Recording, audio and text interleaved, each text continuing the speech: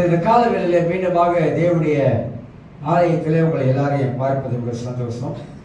நாம தொடர்ச்சியாக ஒரு செய்தியை பேசிக்கொண்டு வருகிறோம். நாம நெகேமியா என்ற ஒரு மனிதனுடைய வாழ்க்கையை வைத்து அவனுடைய வாழ்க்கையில அவன் எப்படி ஒரு ஆவிக்குரிய மனிதனாக இருக்கிறான் என்பதை குறித்து இந்த ஆவிக்குரிய மனிதன் என்ற தலைப்பின் அடிப்படையில் உங்கள் மத்தியிலே சில செய்திகளை நான் சொல்லிக் கொண்டு வருகிறேன். அந்த அடிப்படையில் ஒரு ஆவிக்குரிய மனிதனாக இருக்கும் பொழுது நாம் எப்படிப்பட்ட ஆவிக்குரிய வாழ்க்கை வாழ வேண்டும், எப்படிப்பட்ட ஆவிக்குரிய கனிகளை கொடுக்க வேண்டும் என்று சொல்லி பேசிக்கிட்டே வந்து 7ஆம் அதிகாரம் மத்திய 7ஆம் அதிகாரம் 1-5 வரைக்கும் சில வசனங்களை பார்த்து கொண்டு வருகிறோம். ஒரு ஆவிக்குரிய மனிதன் எப்படிப்பட்டவராய் இருக்க வேண்டும் என்பதை குறித்து இது முக்கியமான ஒரு காரியங்கள். இதெல்லாம் நம்ம ஒரு ஆவிக்குரிய மனிதனாய் என்பதை குறித்து எப்போது நம்மை நாமே ஒரு கேள்வி கேட்க வேண்டும். அது மட்டுமல்ல, நாம் எப்போதும் நம்முடைய சிந்தனைகளை நாம் மாற்றி அமைக்க வேண்டும். இப்போ நம் வாழ்க்கையில் நிச்சயமாக மாறுவதற்கு அது உதவியாய் காணப்படும் என்ற சத்தியத்தில் அவங்க மத்தியிலே பேசிக்கொண்டு வந்தேன். போன வாரத்தில் அந்த மனதை மாற்றி அமைப்பது அது பெரிய ஒரு 26 வாரங்கள் வந்து அதை பேசக்கூடிய இது இருக்குது. அதை நிப்பாட்டிட்டு இந்த சத்தியத்தை முடிக்கிறதுக்காக நான் திருப்பியமாக இந்த பரிசேயனுடைய அவனுடைய வாழ்க்கையை பற்றி தான் பேசிக்கொண்டு வருகிறேன். பரிசேயனுடைய எண்ணங்களை பற்றி தான் அந்த அப்படியே போயிட்டு அந்த காரியத்தெல்லாம் கொஞ்சம் உங்களுக்கு தொட்டு நான் பேசி வந்தேன். இந்த பரிசேயன் எப்படிப்பட்டவன் என்று சொல்லி இப்ப அதுல இருந்து சில காரியத்தை உங்க மத்தியிலே நான் தொடரவிருக்கிறேன். பரிசேயன் எப்படிப்பட்டவன் என்பதை முதலாக நாம் அறிந்து கொள்ள வேண்டும். இந்த காலத்தில் இருந்த பரிசேயர்கள் சதுசேயர்கள் மத குருக்கள்லாம் ஒரு மாறுபட்ட எண்ண உள்ளவங்களாக காணப்பட்டார்கள். அப்ப இந்த பரிசேயர்கள் முற்றிலுமாக வேறு விதமான யோசனை உள்ளவங்களாக இருந்ததுனால தான் அவங்களோட வாழ்க்கையாகப்பட்டது மற்றவங்களை விட நாங்க மேலானவங்க, ஒரு ஆயக்காரனை விட நான் மேலானவன், நான் ஆண்டவருக்கு எப்படியெல்லாம் இருக்கிறேன், ஆண்டவருக்கு எதெல்லாம் செய்யறேன் என்பதை குறித்து தன் மனதிலே அப்படிப்பட்ட ஒரு தவறான ஒரு எண்ணம் உள்ளவனா இருந்தவனா இந்த பரிசேயன் என்பதை குறித்து அறிந்து கொள்ளவும். இந்த பரிசேயனுடைய ஒரு ஆவி எந்த மனுஷனுக்கு உள்ள வரவே கூடாது. ஏன்னா பரிசேயன் அப்படிப்பட்ட ஒரு ஆவி உள்ளவனாய் காணப்பட்டான். அதுல இருந்து சில காரியம் சொல்லுகிறேன். இந்த பரிசேயன் மற்றவர்களே மட்டம் தட்டக்கூடியவன். மனசுல வச்சுக்கொள்ளுங்க, பரிசேயன் யாரு? மற்றவர்களை மட்டம் தட்டக்கூடியவன். அவனை மாறி நான் இல்லை என்று சொல்லி அடுத்தவனை பார்த்து இந்த பரிசேயன் மட்டம் தட்டவனாக இருக்கிறான் என்பதை விளங்கிக் கொள்கிறோம். கிறிஸ்தவ வாழ்க்கையிலே நாம யாருமே மற்றவங்களை மட்டமா நினைக்க கூடாது, கீழே நினைக்கவே கூடாது. அதை மனசுல வைக்கணும். யாரையுமே கீழே நினைக்க கூடாது, யாரையுமே நம்ம மட்டம் தட்டக்கூடாது.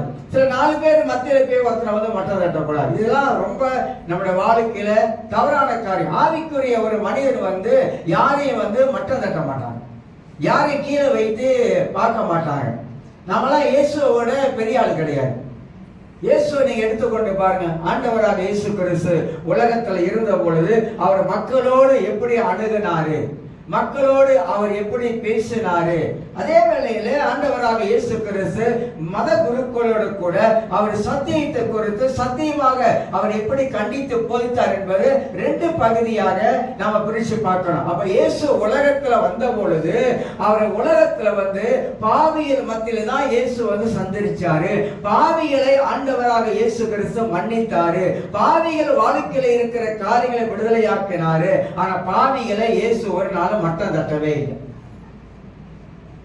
அப்ப இயேசுடைய வாழ்க்கையிலே நாம கொஞ்சம் சுவிசேஷங்களை நான் கொஞ்சம் வாசித்து பார்த்தோமாக்கா அந்த ஆண்டவராக இயேசு கிறிஸ்து பாவிகள் மத்தியிலே எப்படி அவர் நடந்து கொண்டார் என்பதை குறித்து நாம் விளங்கிக் கொள்ள வேண்டும். ஆனால் அந்த பரிசேயர்கள் மற்றவர்களே மட்டம் தட்டுவது. நம்ம சில வேலைகள் அப்படிதான் நம்ம வந்து செய்வோம். சில வேலைகள் ஏன் அப்படி செய்யணும்னாக்கா நம்ம இந்த பரிசேயனை போல நாம எல்லா விதத்திலையும் நம்ம வந்து கரெக்டா இருக்கிறோம் என்பதற்காக மற்றவர்களை சில பேர் ரொம்ப மற்றவங்களை மட்டம் தட்டி பேசிக்கிட்டே இருப்பாங்க. இதெல்லாம் கிறிஸ்தவ வாழ்க்கைக்கு செய்யக்கூடாத ஒரு காரியம் என்பதை அறிந்து கொள்ள வேண்டும். 2வது பரிசேயன் மற்றவர்களை அவமதிப்பான். அவங்களை விட நான் தான் வந்து மேலானவன் என்று சொல்லி இன்னொன்று, இந்த பரிசேயன் அந்த நாட்கள் அந்த யூதர்கள் ரொம்ப ஒரு மோசமான ஒரு எண்ணம் உள்ளவங்களா இருந்தாங்க. பெண்களை அவங்க ரொம்ப மட்டமா தட்டி தான் கீழே வச்சிருப்பாங்க. அந்த மாதிரியான ஒரு எண்ணம் உள்ளவனுக்கு தான் இவர்கள். ஆக மற்றவங்களை அவமதிக்கிறது, பல விதத்துல பேச்சில அவமதிக்கிறது, அவங்களை நடத்துற விதங்களை அவமதிப்பது.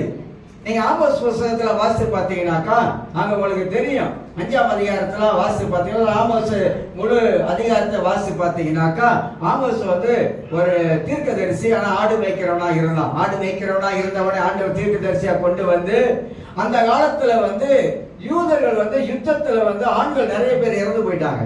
அப்படி இறந்து போனதுனால பெண்கள் பிள்ளைகள் இருந்தாங்க.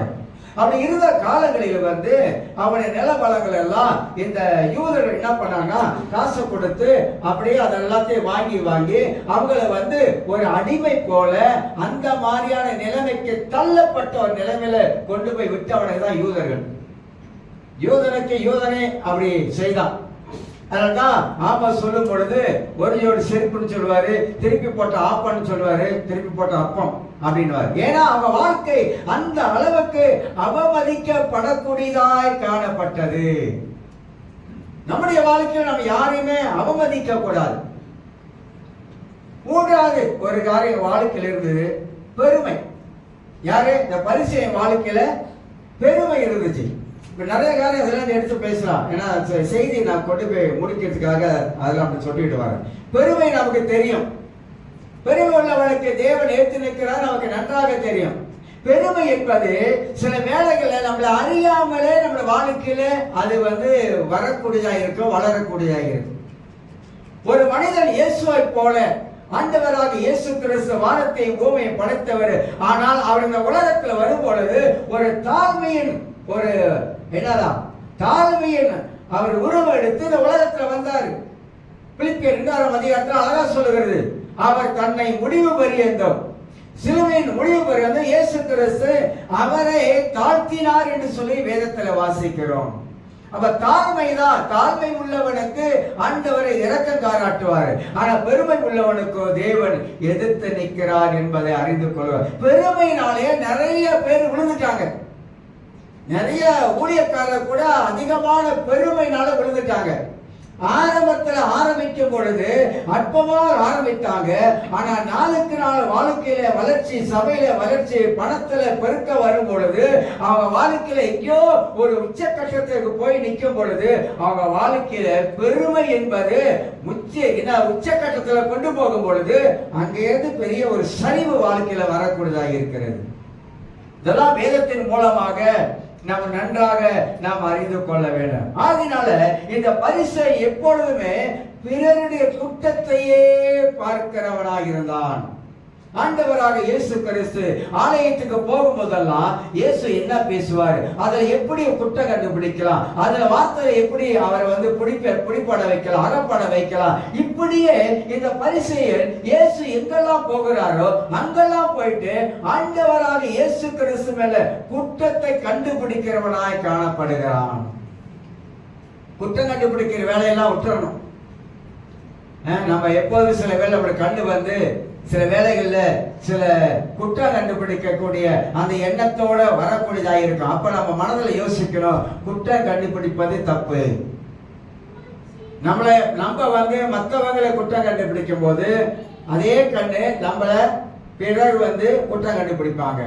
இதெல்லாம் ஒரு ஆவிக்குரிய மனிதனாய் இருந்தா, ஒரு ஆவிக்குரிய வாழ்க்கையில முதிர்ந்த மனிதனாய் இருந்தா, வேத சத்தியத்தை நன்றாக அறிந்த மனிதனாக இருந்தா நிச்சயமாக யாரையும் நம்ம குற்றம் கண்டுபிடிக்க மாட்டோம். காரணம், நம்ம வளர்ந்தவர்கள், ஆவிக்குரிய வாழ்க்கையில முதிர்ச்சி அடைந்தவர்கள் எப்போதும் குற்றம் கண்டுபிடிக்க மாட்டார்கள் என்பதை மனதில் நன்றாக வைத்துக் கொள்ள. இது யார் பிடிப்பான்னு சொன்னா இந்த பரிசேயருடைய ஆவிதான் இந்த மாதிரி குற்றம் கண்டுபிடிக்கிற காரியமாய் இருப்பதை நாம் விளங்கிக் கொள்கிறோம். தமிழ்ல சொல்லுவாங்க, நம்ம முதல்ல நம்மளால எட்டி பார்க்க முடியலன்னு, அப்படிதான் சொல்லுவாங்க. நம்ம முதல்ல நம்மளால எட்டி பார்க்க முடியல அப்படின்னா மற்ற உதவி நம்ம என்ன பார்த்துட்டு இருக்க வேண்டியிருக்கு. இதெல்லாம் ஒரு என்ன சொல்லலாம்க்கா, ஒரு தவறான ஒரு மோசமான ஒரு எண்ணம். தவறான ஒரு என்ன சொல்றோம், மோசமான ஒரு எண்ணம் என்பதுதான் நாம் அறிந்து கொள்ள வேண்டும். இதுல 6 காரியங்களை உங்களுக்கு நான் சொல்ல பிரயாசப்படுகிறேன். ஏனென்றால் இந்த குற்றம் கண்டுபிடிக்கிற ஆவி நம் வாழ்க்கையில் இருக்கக்கூடும் என்றால் அது நம்முடைய வாழ்க்கையை பாழாக்கிறோம். பார்ப்பதெல்லாம் கருப்பு கண்ணாடி போட்டவனுக்கு பார்க்கிறதெல்லாம் இருட்டதான் இருக்கும். மஞ்சள் காமால வியாதி உள்ளவனுக்கு பார்க்கறதெல்லாம் மஞ்சையா தான் தெரியும். அதனால இதை ரொம்ப கேர்ஃபுல்லா நம்முடைய வாழ்க்கையில பல செய்திகளை கேட்கிறோம், எல்லாம் நல்லதுதான். ஆனா நம்முடைய ஆவிக்குரிய வாழ்க்கையை கெடுக்கிற காரியங்களை நாம் அறிந்து கொள்ள வேண்டும், அடையாளம் கண்டு கொள்ள வேண்டும். இதெல்லாம் நம்முடைய ஆவிக்குரிய வாழ்க்கையை கெடுத்துரும், மோசமாக்கி விடும். இதுல 6 காரியங்களை உங்களுக்கு காட்ட பிரயாசப்படுகிறேன். அதாவது யாராவது தவறி நம்முடைய வாழ்க்கையில விழுந்து விட்டால் பெரும்பாலான பேர் சந்தோஷப்படுவாங்க, விழுந்தான் அப்படின்னு சந்தோஷப்படுவாங்க. ஆனா ஒரு ஆவிக்குரிய மனிதனாக இருந்தா விழுந்தவனை சந்தோஷப்பட மாட்டாங்க, விழுந்தவனுக்காக துக்கப்படுவாங்க, மனவேதனைப்படுவாங்க. இதுதான் இந்த ஆவிக்குரிய மனித வாழ்க்கையில இருக்கிற காரியம். ஆக விழுந்து விட்டா அவனை கேவலமா சில பேர் பேசுவாங்க. இப்படி விழுந்துட்டானே, ஒரு மனிதன் பாவத்திலேயோ எந்த விஷயத்திலோ எதிலே விழுந்து விட்டா அவனை கேவலமாக பேசுவது மனித வழக்கம், மனிதனுடைய இயற்கை குணமாக இருக்கிறது. ஆனா ஒரு ஆவிக்குரிய மனிதனாக நாம் இருக்கும் பொழுது ஒரு மனிதன் விழுந்து விட்டா அவனை கேவலமாக பேசக்கூடாது. நாம் என்ன செய்ய வேண்டும்? முதலாவதாக அவனை தூக்கி விட வேண்டும். ஒரு ஆவிக்குரிய மனிதன், அதான் கலாத்திய புஸ்தகத்துல பிற்பாடு உங்களுக்கு காட்டுகிறேன். கலாத்திய புஸ்தகத்துல அருமையான சத்தியங்கள் அங்க சொல்லப்படுது. தூக்கி விட வேண்டும். ஏன் தூக்கி விட வேண்டும்? விழுந்தவனை தூக்கி விட வேண்டியதுதான் நம்முடைய ஊழி. அதுதான் ஆண்டவராக இயேசு கிறிஸ்து உலகத்தில் இருந்த பொழுது விழுந்தவனை தூக்கி விட்டாரு. பின்மாறி போனவங்க இயேசு கிறிஸ்து தேடி போனாரு. அவருடைய வார்த்தையெல்லாம் பாருங்க, என்ன மாதிரியான வார்த்தைகளை இயேசு பேசினார் என்பது குறித்து இந்த யூடியூப்ல இந்த துலுக்கானா என்ற ஒரு மனுஷி, உங்களுக்கு தெரியும், பேசுவாங்க. இப்ப இடையில ஒரு செய்தி பேசினாங்க, சொல்றாங்க இயேசுடைய வார்த்தை அந்த அளவுக்கு என்ன கவருகிறது அப்படின்றாங்க. இயேசுடைய வார்த்தை, அவர் பேசுகிற வார்த்தை அந்த அளவுக்கு எனக்கு என்னை கவருகிறது அப்படின்றாங்க. அப்படின்னா என்ன அர்த்தம்? இயேசு பேசுகிற ஒவ்வொரு வார்த்தையும் மனித வாழ்க்கையை தொடக்கூடியதாக இருந்தது. இயேசு பேசுற ஒவ்வொரு வார்த்தையும் மனித வாழ்க்கையில ஜீவனை கொடுக்கக்கூடியதாக இருந்தது. அதனால பூலோகத்தில் இருந்த போது ஆண்டவருடைய வார்த்தையை கேட்பதற்கு திரளான மக்கள் கூடி வந்தாங்க, வார்த்தையை கேட்பதற்கு. லூக்கா 5ஆம் அதிகாரத்தில் வாசிக்கும் போது கெசரேத்து கடல் அருகே இயேசு கிறிஸ்து படகுல உட்கார்ந்து பேசும்போது திரளான ஜனங்கள் எதை கேட்க வந்தாங்களா? தேவனுடைய வார்த்தையை கேட்க வந்தாங்க. ஆண்டவருடைய வாயிலிருந்து புறப்படுகிற வார்த்தையை கேட்க வந்தாங்க. அப்ப அந்த வார்த்தையில ஒரு ஈர்ப்பு சக்தி இருந்தது. அந்த வார்த்தையில மக்களுக்கு ஆறுதல் உண்டானது. அந்த வார்த்தையில மக்களுக்கு விடுதலை உண்டானது. அந்த வார்த்தை ஆன்மீக வாழ்க்கையை தொடக்கூடியதாய் காணப்பட்டது.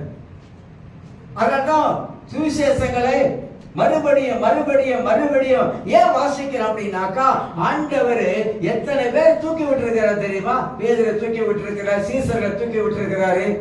அவங்க எல்லாம் பின்மாறி போனவங்க எல்லாத்தையும் தூக்கி விட்டாரு, மீண்டுமாக தேடி போனாரு.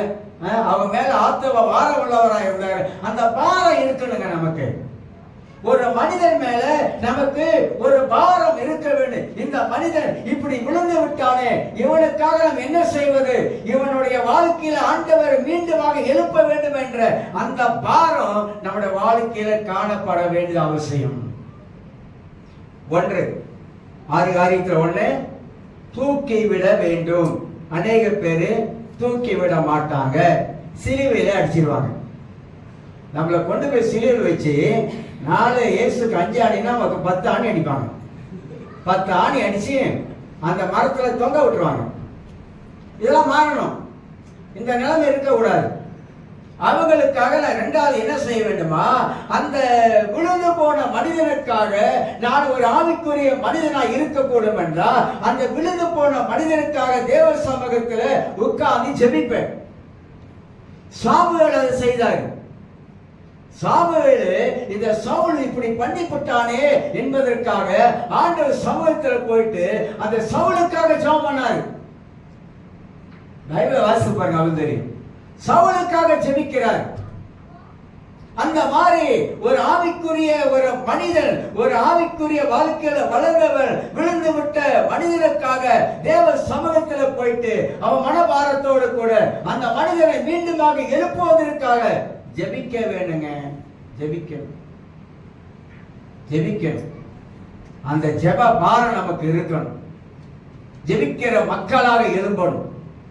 கடைசி காலங்கள் ஆண்டவர் ஜெபிக்கிற மக்களை கர்த்தர் தான் எழுப்புகிறார். ஜெபிக்கிற மக்களை கர்த்தர் தேடுகிறார். ஒருவனை தேடுகிறார். திறப்பின் வாசல். அந்த திறப்பின் வாசல் என்பது இன்னொரு பகுதி, வேற அர்த்தம். அது பெரும்பாலும் அது ஜெபத்துக்கு ஒப்பிட்டு பேசுவாங்க. அன்னைக்கு யூதர்களுக்கு அன்னைக்கு எதிரிகள் இருந்தாங்க.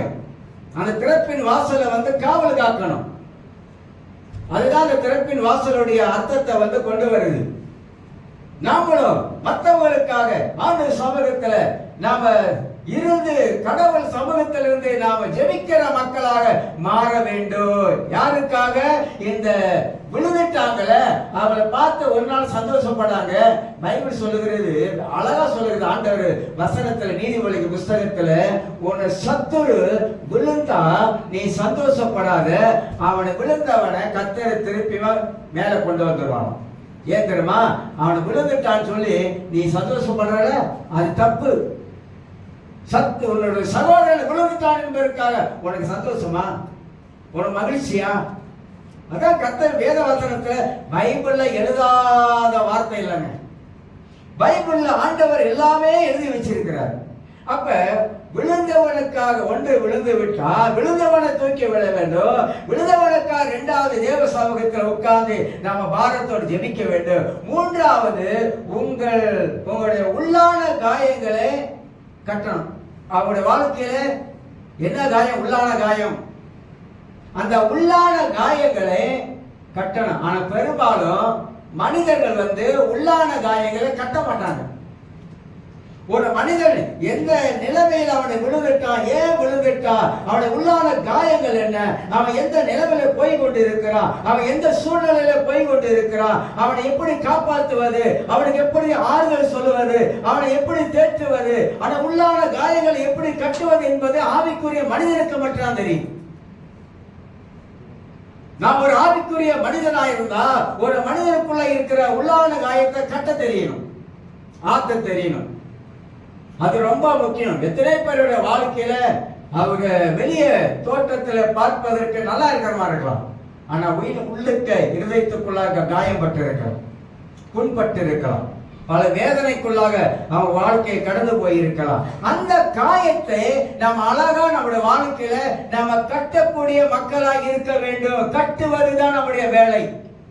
ஆண்டவராக இயேசு கிறிஸ்து மனிதர்களை தூக்கி எடுத்தது மட்டுமல்ல, அவருடைய வாழ்க்கையில பாவங்களை மன்னித்தது மட்டுமல்ல, அவங்களை ஆவிக்குரிய வாழ்க்கையில கட்டி எழுப்பினார், சீசர்களை கட்டி எழுப்பினார். அதுபோல நாம இந்த உலகத்துல ஒவ்வொரு விசுவாசிகளையும் உள்ளத்துல இருக்கிற காயங்களை நமக்கு கட்ட தெரியணும். தமிழர் சொல்லுவாங்க, எரியிற நெருப்புல எண்ணெய் ஊத்துறான் அப்படிமா சொல்றாங்கல்ல. ஏன் அப்படி சொல்றாங்க? எவனையே அவ்வளவு வேதனையா இருக்கான். அவ்வளவு வேதனையா இருக்கிற மனுஷனுக்கு நாம எப்படி இருக்கணும்? இந்த நீதிமொழிகள்லாம் நல்ல வார்த்தை இருக்கு. நிருபங்களை விட நீதிமொழிகள்ல அருமையான வார்த்தைகள்லாம் எழுதப்பட்டிருக்கு. அதை படிக்கணும். அதை படிக்கும் பொழுது நமக்கு தெரியும். அப்படி என்றால் மூணாவது, அவர்கள் உள் காயங்களை நாம கட்டணும். ஏன் மனிதன் நம்ம ஆறுதலா இருக்கணுங்க. எந்த மனிதனுக்கு நம்ம எதிரியா இருக்கக்கூடாது. எந்த மனிதனுக்கு நம்ம அவங்களுக்கு நல்லதை தான் நம்ம வாழ்க்கையில செய்யறதுக்கு நம்ம முன் வரணும். மற்றபடி அவங்களுடைய வாழ்க்கையில வேதனைப்படுத்தக்கூடாது, வார்த்தையில கூட வேதனைப்படுத்தக்கூடாது. சில பேர் பாருங்க, வார்த்தையில எவ்வளவு பேர்த்த வேதனைப்படுத்திட்டாங்க. நிறைய பேர் கிறிஸ்தவங்களை வார்த்தையை அள்ளி கொட்டிடுறது. வார்த்தையை பேசக்கூடாத வார்த்தையெல்லாம் பேசுறதுனால தான் மனதுக்கு அந்த விதமான வேதனை, மனதுக்கு துக்கம், பல காரியங்கள் ஏற்படுது. நம்மளால இன்னொரு ஆள் வேதனைப்படக்கூடாது. நம்ம கேட்கிற ஆண்டவர் நம்மளை ஆறுதல் படுத்துவாரு. உண்மைனா நம்மள ஆண்டவர் அவர் நம்முடைய காயங்களை கட்டுவது உண்மை என்றால் நம்ம பிறருடைய காயங்களை கட்ட வேண்டும். ஃபாதர் படிச்சால நம்ம வாயின் வார்த்தையினால என்ன சொல்றாரு? வீரர் காயத்தை கட்டணுமா இல்லையா?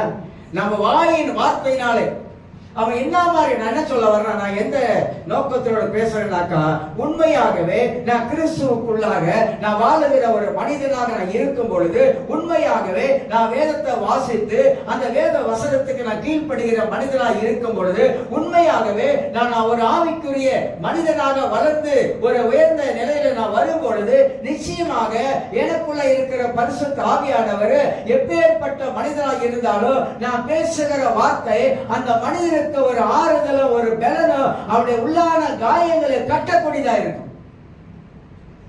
பர்னபா என்ற மனிதனுக்கு ஒரு முன்னொரு மறுப்பை ஆறுதலின் மகன். ஏன்னா அவன் போய் இன்னொரு ஆளுகிட்ட பேசினாக்கா அவங்க ஆறுதல் அடைவாங்க, ஆறுதல் அடைவாங்க. நல்லா யோசிக்கணும், நல்லா நம்ம சிந்திக்கணும். இந்த மாதிரி மனிதனை நம்ம எப்படி தூக்கி விடலாம் என்று யோசிக்கணும். இந்த மாதிரி மனிதனுடைய உள்ளங்கள் இப்படி நொறுங்கி இருக்குது, கண்ணாடி போல உடஞ்சி இருக்குது. இந்த மனிதனுக்கு என்ன தேவனுடைய வார்த்தை நம்ம சொன்னமாக்கா அந்த மனிதன் மீண்டுமாக எழுப்பப்பட முடியும், உற்சாகம் அடைய முடியும். ஒருவருக்கு ஒருவர் நம்ம இதைதான் செய்யும், இதைதான் செய்யும். ஆனா பெரும்பாலுமாக கிறிஸ்தவர்கள் இப்படி யோசிக்க மாட்டாங்க. பெரும்பாலும் கிறிஸ்தவர்கள் இப்படி சிந்திப்பது இல்லாமல் காயப்படுகிறது. காரணம் அவனோட உள்ளான காயம். எப்படி நான் சொல்றேங்க, வயிற்று வலி உள்ளவனுக்கு தாங்க வயிற்று வலி பத்தி தெரியும், வயிற்று வலி வராதவங்களுக்கு தெரியாது. பல்லு வலி வந்தவங்களுக்கு தான் தெரியும் பல்லு வலி என்ன மாதிரியான வலி. காலத்துல எனக்கு பல்லு வலியா வந்தது இல்லை, அதை பத்தியே தெரியாது. ஆனா இடையில வந்துச்சு பாருங்க, விடிய விடிய தூங்கல. ஏன்? இந்த பல்லு வலி அவ்வளவு வேதனையானது. அந்த மாதிரி நம்ம யோசிக்கிறோம். மற்றவங்களுடைய உள்ளத்துல இந்த மாதிரியான வேதனை வைத்திருக்கிறவங்களை மத்தியில நாம என்னென்ன வார்த்தைகளை, நல்ல வார்த்தைகளை பேசினால் அந்த வார்த்தையில மனிதனுடைய காயங்களை கட்டணும். கிறிஸ்தவங்க மற்றவங்களுடைய காயங்களை கட்டணும். அதுதான் கிறிஸ்தவ வாழ்க்கை. இயேசுடைய வார்த்தையெல்லாம் நம்ம படிக்கும் போது நம்முடைய காயங்களை ஆத்துது. அப்போ சில இது லூக்கா 4ஆம் அதிகாரத்துல 18ஆம் வசனத்தை வாசிக்கும் போது, வாசிங்க. லூக்கா 4ஆம் அதிகாரத்தை வாசிக்கிறேன். லூக்கா 4ஆம் அதிகாரத்துல 18ஆம் வசனம், கர்த்தருடைய ஆவியானவர் என்மேல் இருக்கிறார். இதை நிறைவேறிய தீர்க்க தரிசனத்தை இங்க சொல்லப்படுது. என்ன சொல்ற? தரித்திரருக்கு சுவிசேஷத்தை பிரசங்கிக்கும்படி. தரித்திரர் யாரு? ஆவியிலே தரித்திரர், ரட்சிக்கப்படாத மனிதன்.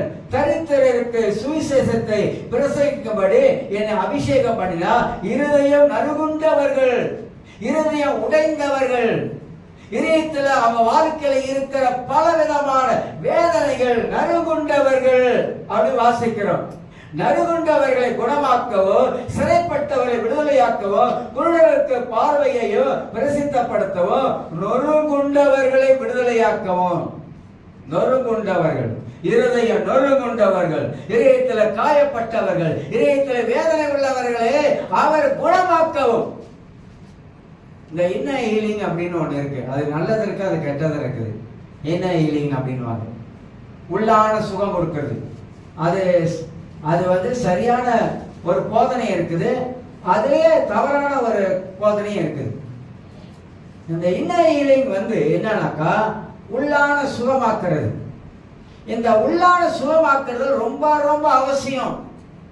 நிறைய பேர் உள்ளுக்கு ஏன் காயம் கட்டாமல், காயம் ஆறாமல் அதையே உள்ள வைத்துக்கிட்டு அதையே சிந்திக்கிறாங்களே, அதையே யோசிக்கிறாங்களே, அதை நினைச்சே வேதனைப்படுறாங்களே, அதை நினைச்சே துக்கப்படுறாங்களே, பெரிய ஆபத்து. அந்த சுகம் நமக்கு தேவை, உள்ளான சுகம் நமக்கு தேவை. அந்த உள்ளான சுகத்தை நீங்க பெற்றுக்கொள்ளாவிட்டா உங்களுடைய வாழ்க்கையில, உங்க சரீரத்துல வியாதிகள் தாக்கும். இது உண்மை. ஏன்னா நீங்க அதை குறித்து நினைச்சு உள்ளத்துல அதையே நினைச்சு நினைச்சு நினைச்சு வருத்தப்படுவதனால, அதையே நினைச்சு கவலைப்படுவதனால உங்க உடம்பு நாளுக்கு நாள் நாளுக்கு நாள் அப்படியே மெலிஞ்சு போயிடும். ஏன்? உள்ள சுகம் இல்லை. வெளியில எப்படி இருக்கும்? வெளியில பாக்குறதுக்கு சிலர் அவங்களுடைய பிரச்சனைகள் உள்ள வச்சு அப்படியே அடைச்சி வச்சிருப்பாங்க. ஆனா வெளியே பார்க்கும்போது சிரிச்சுக்கிட்டு இருப்பாங்க. ஆனா உள்ள மனவேதனை அந்த அளவுக்கு இருக்கும். அதுதான் சொல்றாரு, இதெல்லாம் இயேசு குணமாக்க வந்தாரு. ஒவ்வொரு மனிதனுக்குள்ள இருக்கிற அந்த நொறுகுண்டு இருதயங்களை ஆண்டவர் கட்ட வந்தாருங்க. கட்டணுங்க. நம்ம வேலை கட்டுற வேலைங்க.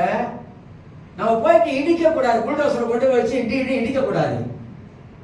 கட்டுகிற வேலை ஆண்டவர் நமக்கு கொடுத்திருக்கிறார் என்பதை அறிந்து கொள்ள வேண்டும். நான்காவதாக சொல்லுகிற, அவளுக்கு ஆறுதலான வார்த்தைகளை சொல்லவே மாட்டாங்க. ஆறுதலான வார்த்தை வாயில வராது. நீ அப்படி ஆயிடுவ, நீ இப்படி ஆயிடுவ, என்ன அப்படி பண்ணல, அதனால தான் கர்த்தர் உனக்கு வச்சாரு. பார்த்திருக்கலாம் எவ்வளவு பேரு நம்ம கேள்விப்பட்டிருக்கோம். என்ன அப்படி பண்ணல, போட்டாரா ஆண்டவரு. அது எப்படி சொல்லுவாங்க, செம்மையா போட்டாரா. வெளியே சொல்லாவிட்டால் உள்ளே சொல்லிக்குவாங்க. சில பேர் கிட்ட வந்து சொல்லுவாங்க, ஆமா ஆண்டவர் போட்டாரு, அதான் அப்படியாச்சு அப்படின்னு. ஆண்டவர் போடுறது கிடையாது, ஒண்ணும் கிடையாது. தேவன் நல்லவர். ஆனா நம்ம தான் என்ன பண்றோம், நம்முடைய வாயில, நம்முடைய எண்ணத்துல வருகிற வாயில வார்த்தை என்ன நினைக்கிறாக்கா, அவர்களுக்கு ஆறுதலான வார்த்தைகளுக்கு மாறுபட்டதான வார்த்தைகளை சொல்ல ஆரம்பிக்கிறோம். வேண்டாங்க, அதெல்லாம் விட்டுருவங்க. இயேசு சீக்கிரம் வர போறாரு. எல்லாம் யோசிக்கிறீங்க, பச்சையா போய் சொல்றாரு அப்படி. அந்த காலத்துல சொல்லிட்டு தான் வராங்க, இயேசு சீக்கிரம் வர போறாரு. எத்தனையோ தீர்க்க அந்த காலத்துல, மகனே சீக்கிரமா வருகிறேன். சீக்கிரம் வருகிற வார்த்தை என்ன தெரியுமா? நம்ம நினைக்கிறது வேற. சீக்கிரம் என்ற வார்த்தை என்ன நினைக்கிறோம், சீக்கிரமா இப்பயா அப்பயா அப்படி நினைக்கிறேன். இல்ல இல்ல, அவர் வருவார், தாமதிக்க மாட்டார். அவருக்கு தெரியும் எப்போ வரணும்னு சொல்லிட்டு.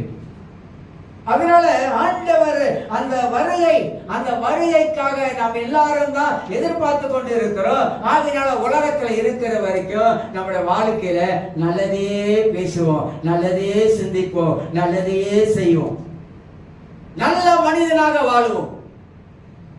முடிந்த வரை ஆண்டவருக்காக நாம் அவருடைய பிள்ளையா இருப்பதனால இந்த உலகத்துல நாம் நல்லவர்களாக வாழ வேண்டும். மற்றவர்களுக்கு நம்முடைய வாழ்க்கையில கனியை வெளிப்படுத்துவோம்.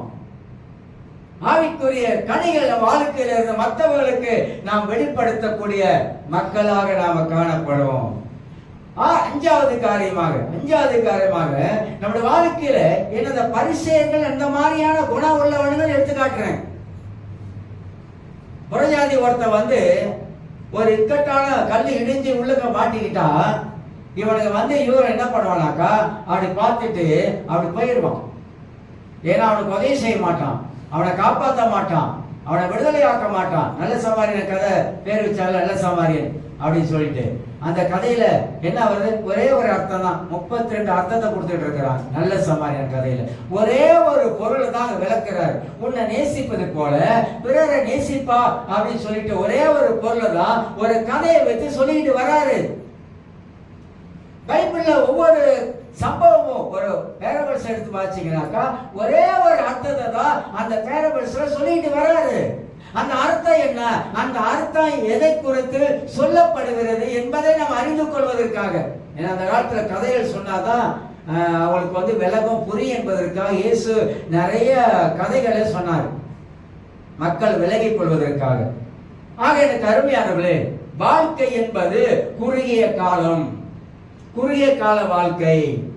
எனக்கு ஒரு சாவுக்கு போனேன், 35 வயசு, சுமை போலாதான், மாரடைப்பு, போலீஸ் அவர், ஆனா ஊழியம் செய்யறாரு. மாரடைப்பு டக்குன்னு போயிட்டாரு. ஜேவியர் அப்படின்னு சொல்லிட்டு அவங்க அப்பா வந்து 1 வருஷத்துக்கு முன்னுக்கு இறந்தாரு, அவருடைய மகன் இப்ப இறந்துட்டாரு. சோ மனித வாழ்க்கை என்பது அது ஒரு நிரந்தரம் இல்லாத வாழ்க்கை, அதை நினைச்சு பார்க்க முடியாத ஒரு வாழ்க்கை. அதனால்தான் இந்த உலகத்தில் இருக்கும் பொழுது நல்லது செய்யக்கூடியவர்களாக வாழ வேண்டும். நன்மை செய்ய இப்போது நம்ம வாழ்க்கையில நாம் பழகி கொள்ள வேண்டும். 5வது காரியம், அது மிஞ்சின நீதிமான் போல மனித வாழ்க்கையில வாழ. மிஞ்சின நீதிமான். நிறைய கிறிஸ்தவர்கள் தங்களோட வாழ்க்கையில அவங்க என்னமோ பெரிய ஒரு பரிசுத்தவான் என்ற மாதிரி தங்க வாழ்க்கையை காட்டிக்க நினைக்கிறாங்க. இல்லைங்க, அப்படி இல்லை. ஏன்னா இந்த பரிசேயர்களுடைய வாழ்க்கை முழுவதும் அப்படித்தான் இருந்தது.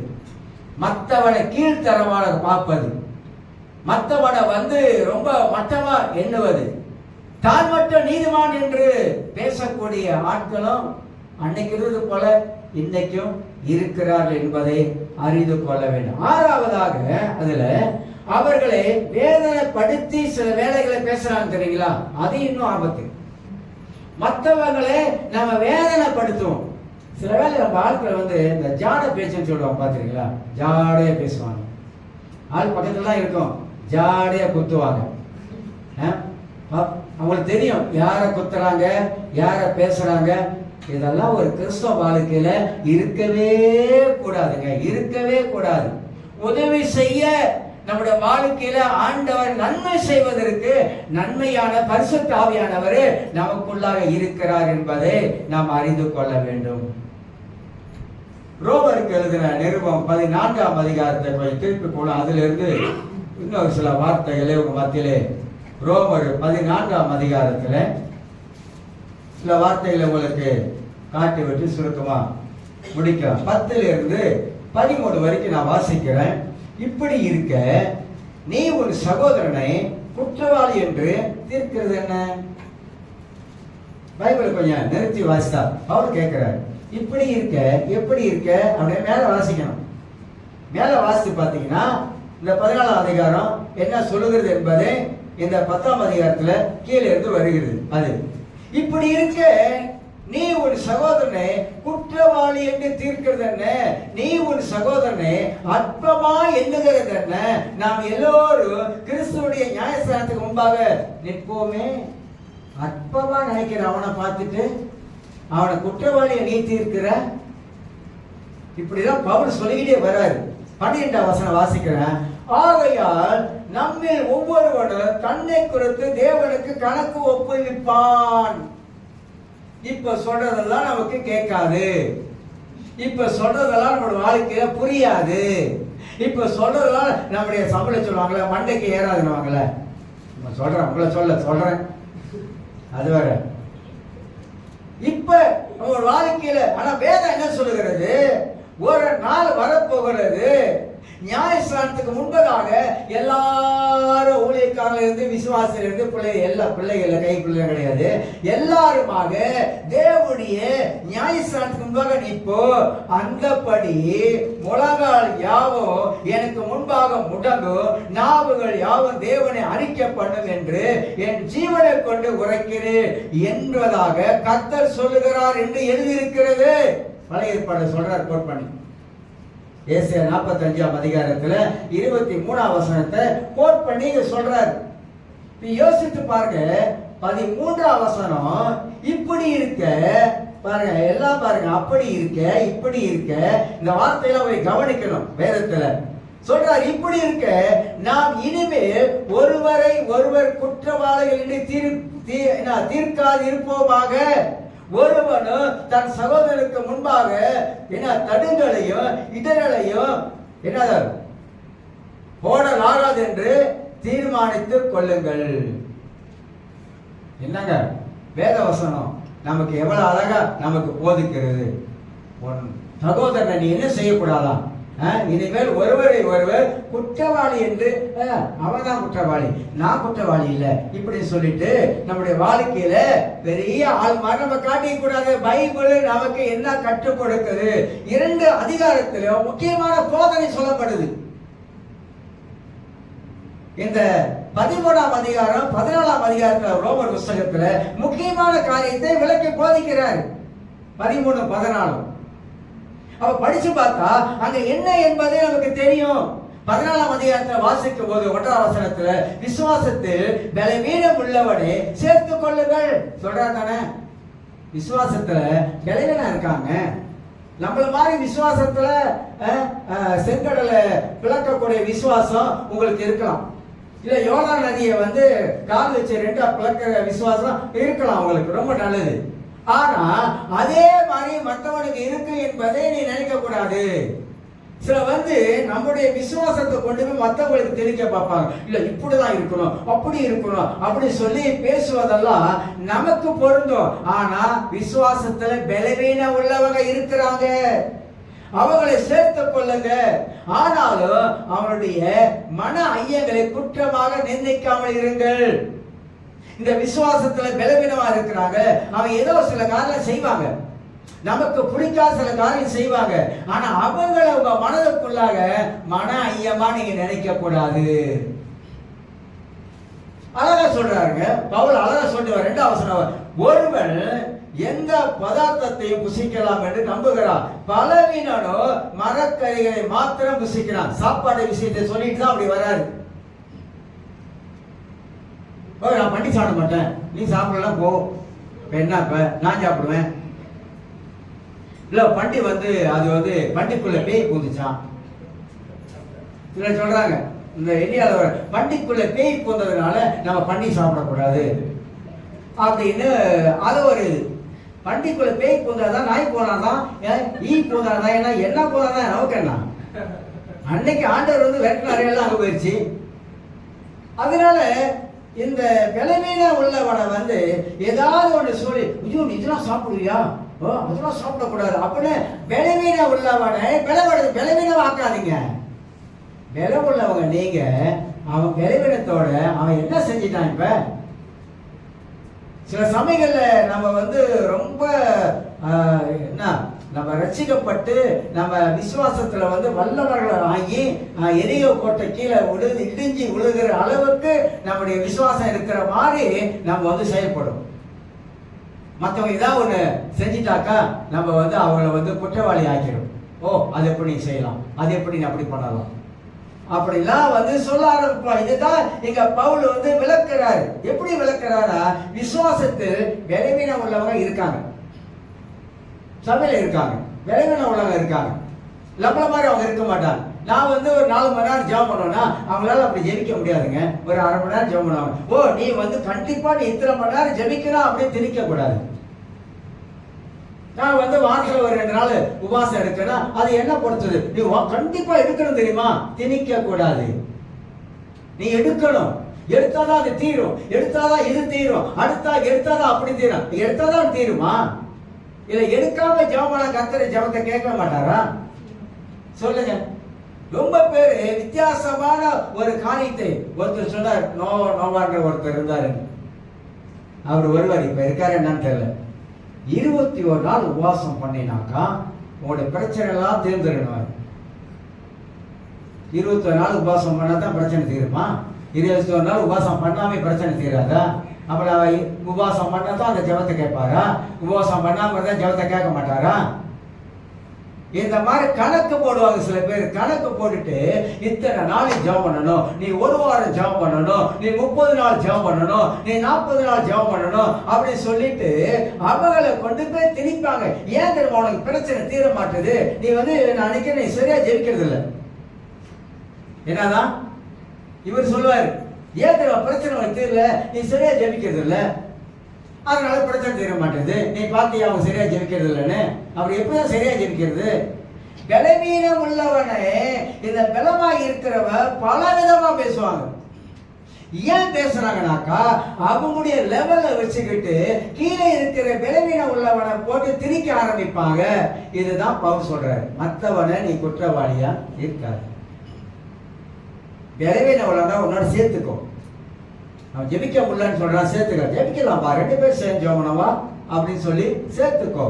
பலவீனம் உள்ளவனே நீ பலப்படுத்துற விட்டுட்டு நீ பலவீனம் உள்ளவனே நீ அதை செய்யாத இதை செய்யாத அப்படி பண்ணி இப்படி பண்ணினா அவனுக்கு என்ன ஆயிரும்?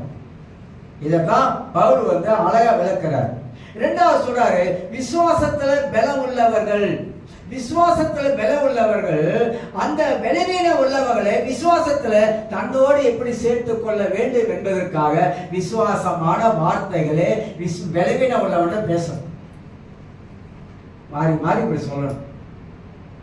ஆனா இன்னைக்கு கிறிஸ்தவ உலகத்துல அப்படி இல்லாம போயிடுச்சு.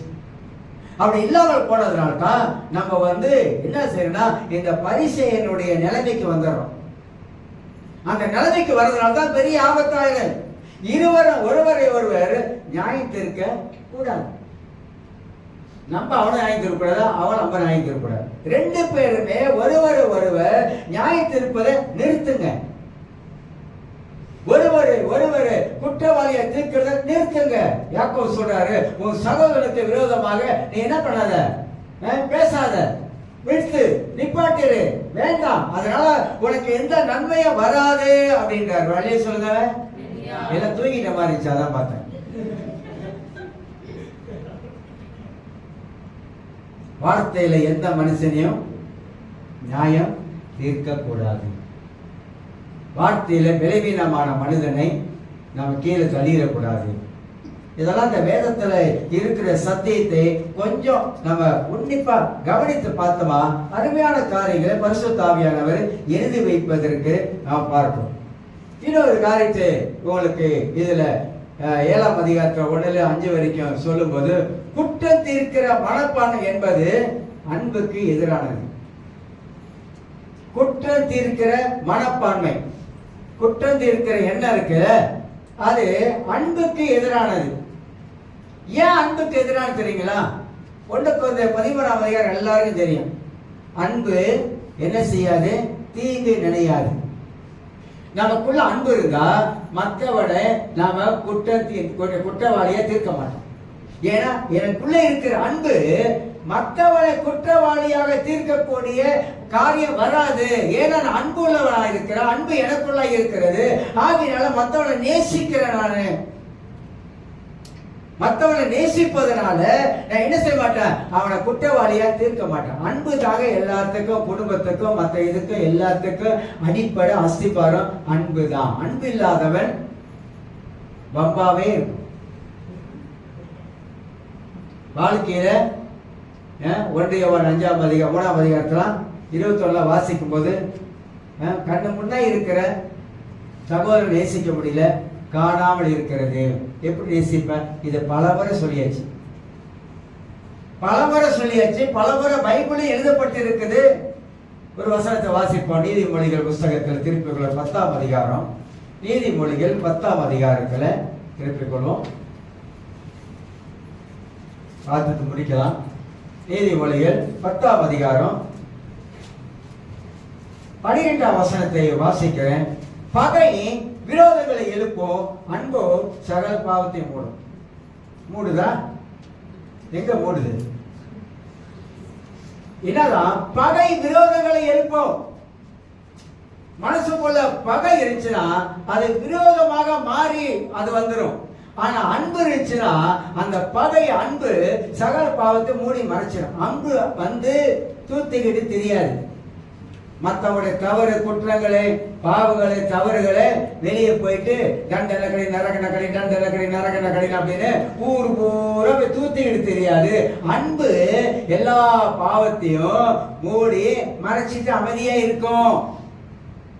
சொன்னா அழகா சொல்லுதுங்க, அழகா போதிக்குது நம்முடைய வாழ்க்கையில. அப்ப ஆண்டவர் என்ன விரும்புறாரா? உண்மையான அன்பு மனித வாழ்க்கையில என்ன செய்யும்?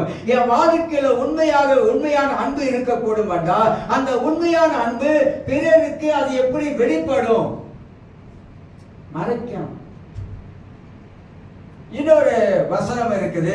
நீதிமொழிகள் 17ஆம் அதிகாரத்துல திருப்பிக் கொள்ளுங்க. நீதிமொழிகள் 17ஆம் அதிகாரத்துல வசனம் வாசிக்கிற 9வது வசனத்தை வாசித்து காட்டுகிறேன். குற்றத்தை மூடுகிறவன் சிநேகத்தை நாடுகிறான், கெட்டதை சொல்கிறவர் பிராண சிநேகத்தை பிரித்து விடுகிறான். என்ன அற்புதமான வார்த்தை!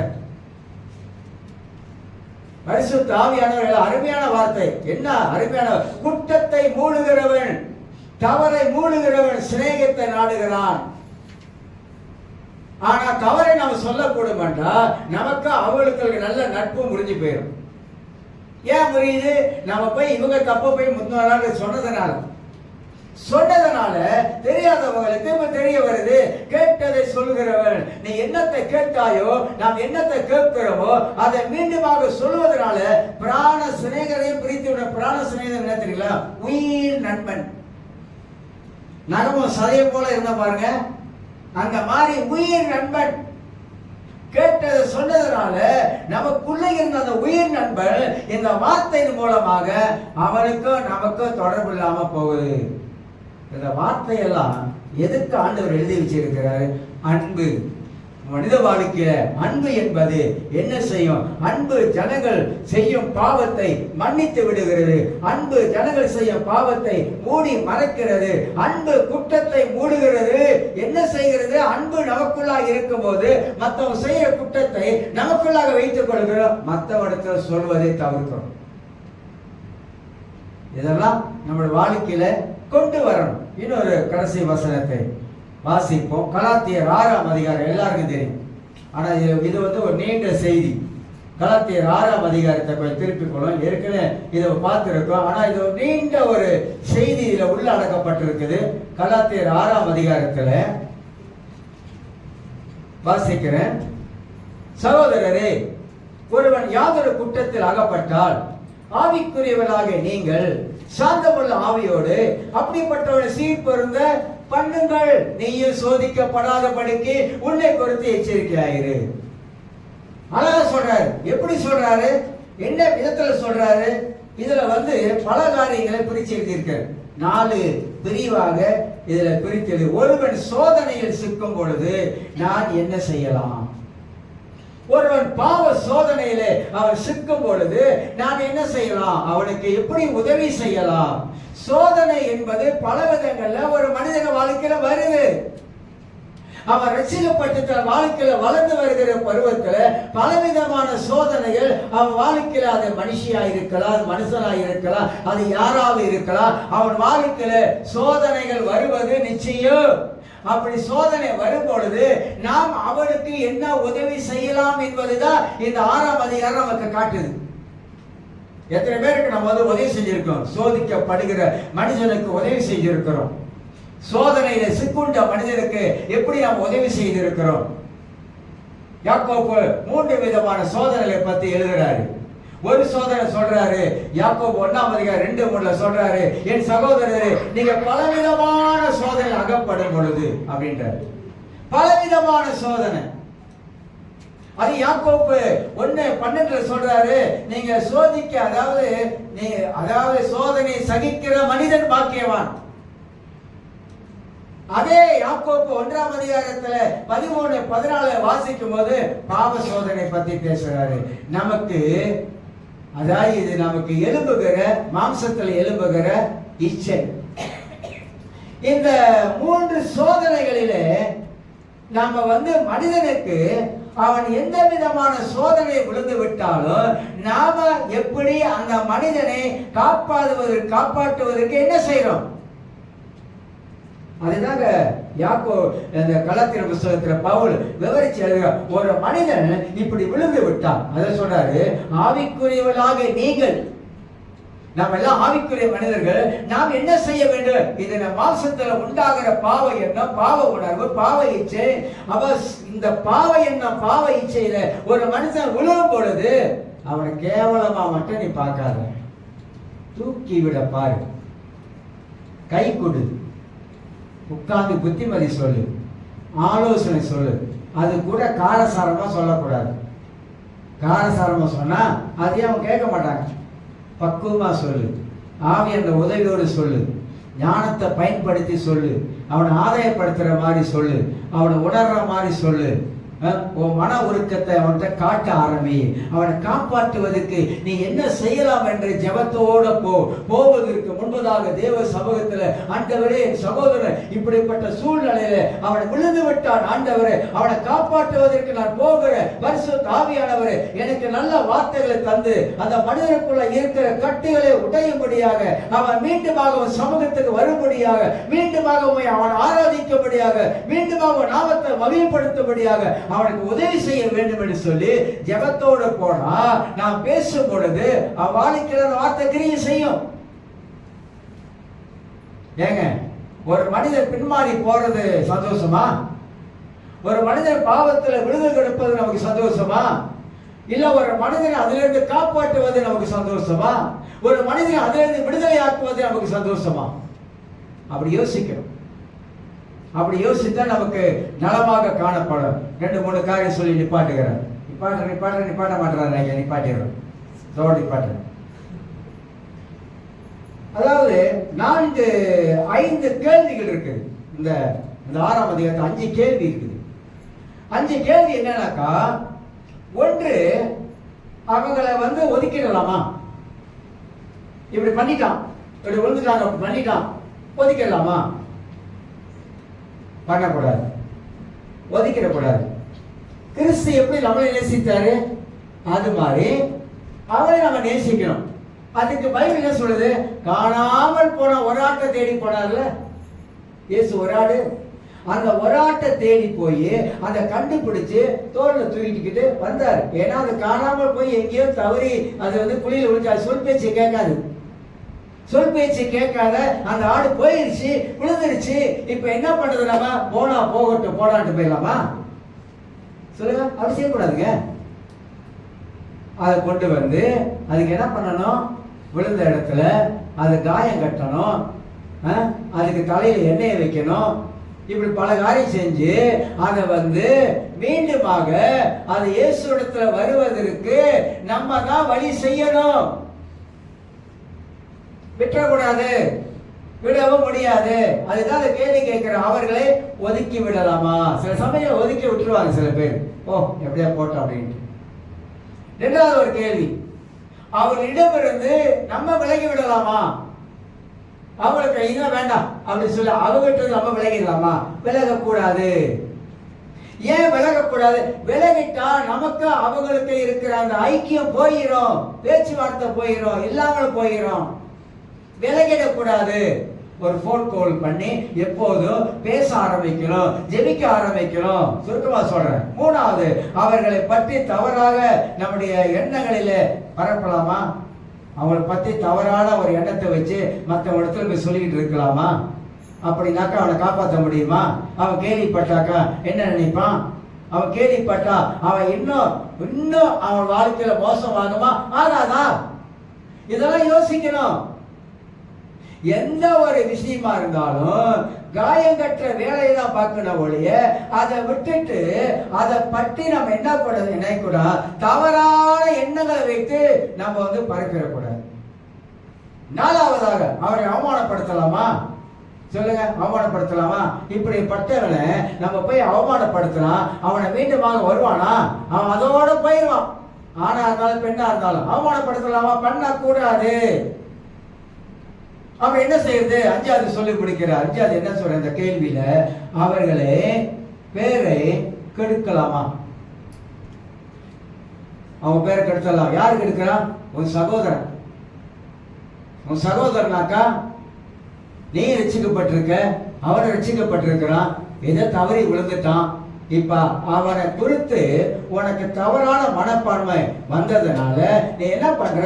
பல தீமையான காரியம் செய்வதனால அவனை காப்பாற்ற முடியாம நீ செய்றிய. அவனை குறித்து அவன் பேரை நல்ல பேரா, அதாவது இப்படி ஆயிடுச்சு சொல்லி அவன் பேரை நீயே கெடுத்துட்டிய.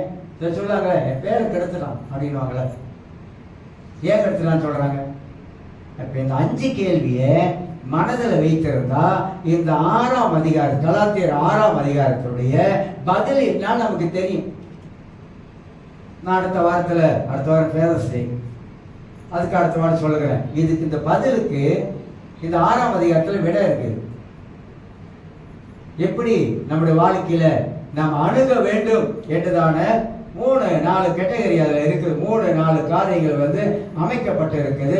அதை நாம் அறிந்து கொண்டா நிச்சயமாக எப்பேற்பட்ட மனிதனையும் நம்மளால தூக்கி எடுக்க முடியும். இப்போ சொல்லுங்க, நம்ம ஒரு ஆவிக்குரிய மனிதன், அதை தான் பேசுறோம். ஆவிக்குரிய மனிதனுக்கு ஆவிக்குரிய சிந்தனை இருக்கணும். ஆவிக்குரிய மனிதன் அவன் வளர்ந்தவனா இருந்தா காப்பாற்ற தெரியணும், விழுந்தவங்களை காப்பாற்ற தெரியணும், விழுந்தவங்களுக்கு ஆறுதல் பண்ண தெரியணும், விழுந்தவங்க காயம் கட்டணும், விழுந்த இருக்கிறவங்களை தூக்கி விடணும். பலவீனவங்களை உள்ளவங்களுக்கு நம்ம அவங்களை பலப்படுத்துவதற்கு நம்ம பக்குவமா காரியங்களை வாக்கிய செய்யணும். ஒரு கிறிஸ்தவ வாழ்க்கை என்பது வளர்ந்த முதிர்ந்த அனுபவத்தில் அதை காட்டு. எல்லாரும் எழுந்திருக்கு.